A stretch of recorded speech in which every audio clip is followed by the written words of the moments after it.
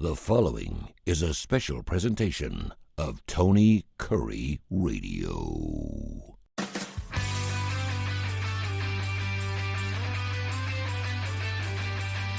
Where you've been listening, Mission Minded. Keep in mind your mission, your mind. We do another show that's more specific to the Heart of Alabama Food Bank. They cover 35 counties in the great state of Alabama. Michael Coleman is the CEO of that wonderful organization. How many meals did you do last year? About 25 million. 25 million meals. I've got an idea that I want to throw out at you that is going to make us healthier. It is going to get more people off SNAP, and it's going to save us money, and we're going to have more food we know what to do with. You ready? I'm ready. So just go with me here, because when I brought this up, I went to my doctor this morning, right? And I have gained 26 pounds over the holidays. I don't know what the hell I did. I was eating ice cream. I was not obedient at all. I'm sorry, Lord. I was not. I just, you think to yourself, oh, I'll skip dinner so I can have a bowl of ice cream. Well, I was doing that 4 nights in a row. And I just was not obedient. And people are like, well, you're not fat. Well, you didn't see me naked. I'm just telling you, I got down like 203, 204, which is where I'm supposed to be. I'm 6'4", and right now I'm at 230 something or other. And it's like carrying around 2 extra bowling balls. And I feel it my back and everything else. And it goes I know exactly what that feels like. Yeah. So I want to get on one of these GLP-1 deals, one of these weight loss things. And I have been on it in the past. I got on one a couple of years ago. They're amazing. Yep. You will end up losing a pound a day. You're never hungry. You don't feel like you're going to puke. Some people have had some difficulties with this. The side effects are bad for some people, and roughly half the people have issues. Thank goodness I didn't. And I kept thinking, okay, so when I get off of this, is my weight going to balloon back up again, like a Weight Watchers?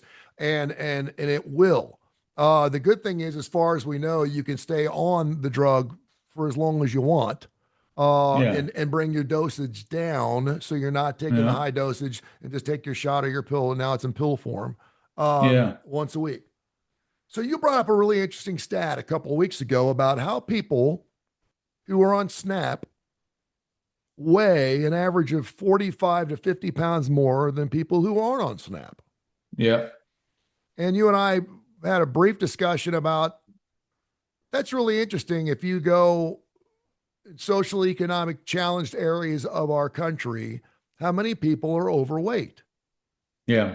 I don't know if that's because of their nutritional value. I don't know if it's because they can't, because organic food's more expensive. I don't know if it's because they're not eating the right food. I don't know if it's because they're immobile, but they don't move as much. I don't know what that answer is. You probably combination of all the above. It probably is. So by the end of the year, we're going to have generic GLP-1s. It costs roughly for 4 shots. Now, I had this discussion with my doctor this morning. He's brilliant, Dr. Greg Sullivan. By the end of the year, it's going to cost Lilly or whoever else, these other Aztec, whatever these pharmaceutical companies, to get 4 shots, which is a good, you take a shot a week or a pill a week, and usually a month is enough. I mean, because it's just amazing. I mean, I miss eating. I mean, there were some times where I was like, I missed eating ribs. Like I wanted to eat, but I wasn't hungry. I just did not eat. My kids are like, what's wrong with you? And I'm like, what if we could, it's going to cost roughly $3 or $4 for an entire month. That's what it would cost the drug companies. Now they're selling it for thousands of dollars because they can. Oh, sure. And they're bringing the price down. What would be the wrong with introducing GLP-1s to some of our more socially, economically challenged individuals who are on SNAP programs? Help them lose weight. They're not eating as much. They're getting healthier. Do you see where I'm going here? 100% see where you're going.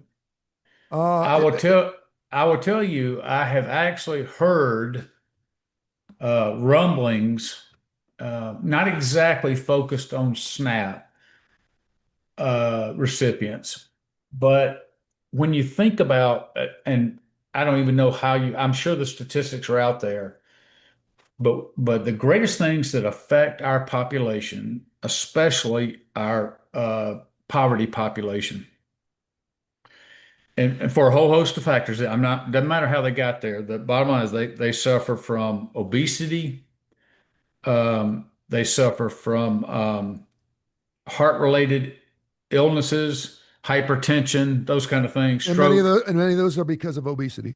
That's right. Mhm. And so the idea was, um, if you could get somebody out of that situation, but think about the challenges because lots of times, let's say a woman who is, they said the average weight was about 212 on women. So let's just take, Yeah, let's say again, they're five. go through that stat again real quick for people that didn't hear that because it's If I amazing. if I remembered exactly, it was the average weight of a woman uh, who is not on government assistance is about 150 average. Mhm. The average weight of a woman on SNAP is estimated to be about 212. So it's really over 60 pounds. It's crazy. Now, and again, there's a whole lot of reasons, but let's say you take somebody, a woman who is 5'6" and maybe 210, 220, okay, carrying a lot of extra weight. So not only does it affect them, that's fine when you're 25 and 30, but if you're not exercising, your weight continues. You don't really understand how to eat healthy, but even if you did understand it, even if you did have access, people don't get that weight because they're eating extra broccoli or they're eating extra grilled chicken. Mhm. They're not eating healthy. Yeah. Those habits likely don't change just through sheer willpower. So that really it really backs up your argument there. But what I've heard government officials say is, look, with is what's driving the cost of healthcare are all these factors, and there's no way for the government to control it. But when they hit 65, they're on Medicare, and all of those factors lead them to have to go to the doctor more surgeries, more home health care, on and on across the nation, driving all those costs up. So the idea was, why not make these available, even if it costs you 50 billion or Yeah. $100 billion, make them available to people who can tolerate them, who do want them, and um, and then what you will see all sorts of other effects. Now, some people are not going to take them. Some people are going to take them. They're going to have side effects. I will personally tell you, I took them a while, and this semaglutide. Um, I lost about 30 pounds, gained it back when I got off of it, but I started having such side effects from it, I couldn't take it anymore. So I've gone back and I've gotten this tirzepatide, which is statistically supposed to show that it has better results because it affects two avenues. Uh-huh. So right now, right now, I don't find myself, and I just started back, so I don't find myself battling hunger. I know I 100% get what you're saying about all the factors, and if somebody would take that, they wouldn't eat because the appetite's not You there. The wouldn't signals have to to the feed them as brain, you wouldn't have to feed them as much. I mean, it sounds crazy. But when I was on it, but they would get healthier, and they would, and yeah. then maybe after you took a lot of weight off, they could maybe pick up exercising more, and they would feel better, get out, and it could affect all avenues of life So some of to these make somebody's life people, better. have never seen a healthy weight in their life. That's right. They've been obese since they were 4 or 5 years old, depending on what That's their right. socioeconomic situation. They could You're be right. 50 and 60 years old, and they've never seen under 200 pounds. You're And right. I just wonder, I wouldn't even know how to introduce that. I mean, how would you, as I think it would be there's so many things like if you would still have to get a prescription, but if you got a prescription from a doctor, then you could go to a Walmart pharmacy, just like with Medicaid. yeah, You get it and then they bill the government or whatever. But the for as cheap as we could get that from the drug manufacturers, we'll have multiple drug manufacturers, but then you have the cost savings over time of people oh, getting healthier and it would really, I think, take the burden off our healthcare system, or at least lessen it. It'd be really Uh, interesting to do a case study. I'm I'm confident that this is going to happen at some point down yeah. the road. And Is I was telling people down here, we love our food. We have more restaurants, Oh we have more yeah, restaurants and churches than anywhere else in the world, and we love our food. And I will tell you this, and I don't know how you felt about this. There were some times where I wanted to eat, but I couldn't eat, and it was like driving me crazy. There were some times where I was sitting in front of a huge barbecue chicken, and I love barbecue chicken, and I just didn't want to eat it. And it was crazy. And I miss yeah. that because I'm a Catholic. I Or I mean, would eat it, or I would eat it, and feel like hell. and Yeah. I would get full very fast, and I'd Yeah. have a lot left on my plate, and I'm like, I want to eat this. I'm enjoying this, Yeah. but it's like I'm just full. And I can't do I anymore. think that played into how my weight came back on real quick because I missed all the things that I was eating. I wasn't eating ice cream or Yeah, ribs or all that stuff. It is yeah. amazing. I didn't think I'd see a magic bean in my lifetime, but it's out there. And I still think it's incredibly early because much like Oh Cialis and yeah, Viagra, this was not created to lose weight. This was a drug that was created for diabetics yeah, and so it's one of those things where you accidentally tripped into a Reese's peanut butter cup. The peanut butter and the chocolate guy met at the corner, and boom, they created something new.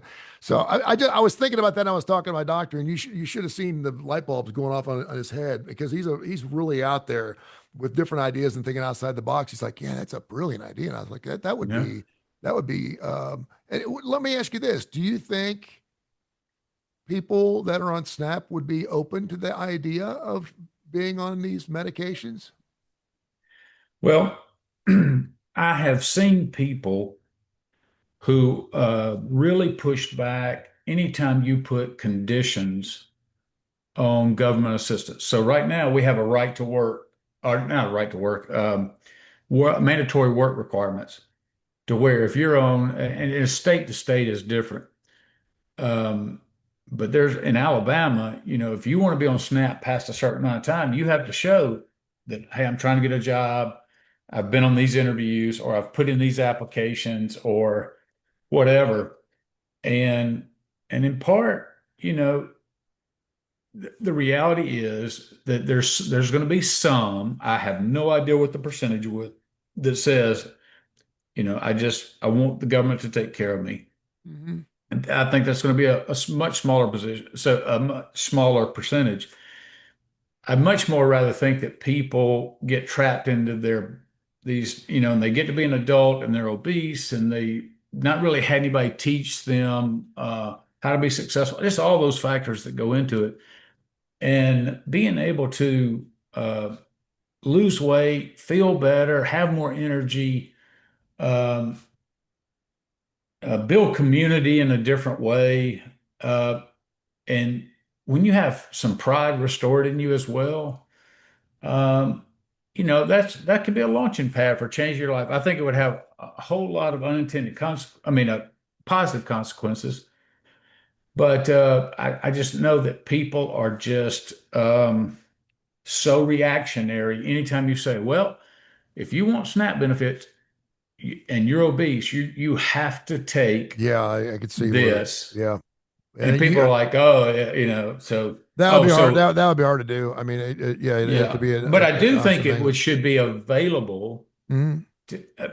I mean, eventually to everybody in our society, and so whether you have glandular problems, whether you whatever all the things are that people say, it's my glands, My glands, yeah, yeah, I got big yeah, bones. Yeah, sure yeah, you do. You got the yeah, biggest ass bones I've ever seen. yeah, No, my doc friend was like, I'm telling you, there's three things that will dictate exactly what our generation is all about, and that is the cell phone, the computer, and semaglutides.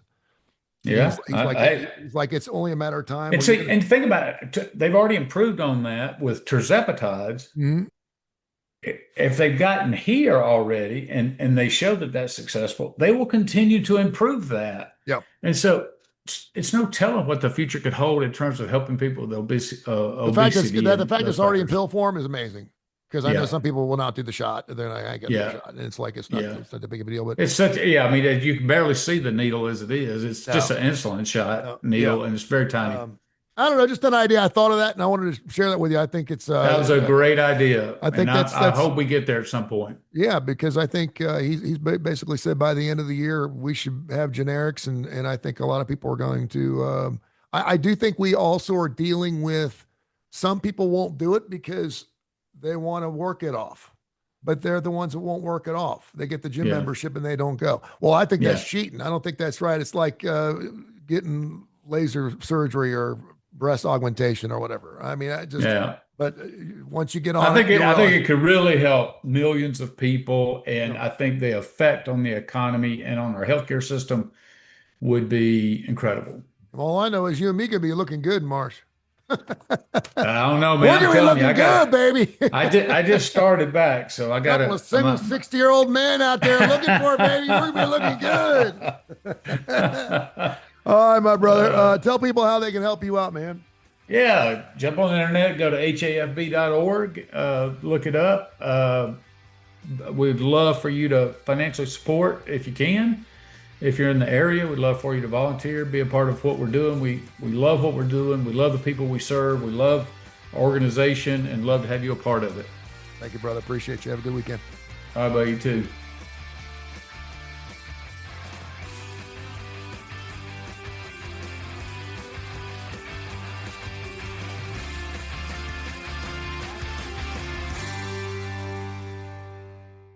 This has been a special presentation of Tony Kurre Radio.